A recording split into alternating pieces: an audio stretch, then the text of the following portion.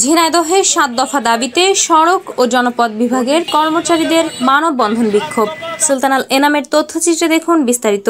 ঝিনাইদহের ৭ দফা দাবি বাস্তবায়নে মানববন্ধন ও বিক্ষোভ মিছিল করেছে সড়ক ও জনপথ বিভাগের কর্মচারীরা।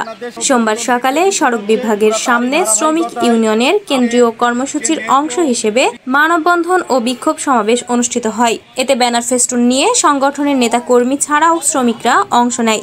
ঘণ্টাব্যাপী চলা এই কর্মসূচিতে জেলা শ্রমিক দলের সভাপতি নুরুল ইসলাম, সাধারণ সম্পাদক টোকন জর্দার, সড়ক ও জনপদ শ্রমিক ইউনিয়নের সভাপতি তাজুল ইসলাম, সহসভাপতি শরীফুল ইসলাম সহ অন্যান্যরা বক্তব্য রাখেন।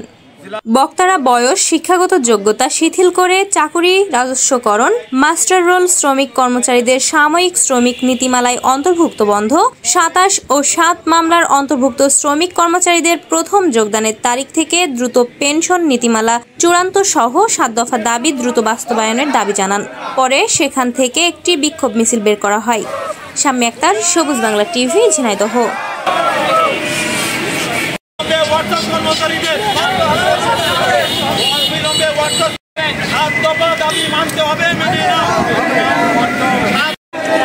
আমাদের ন্যায্য দাবি, কর্মচারীদের ন্যায্য দাবি।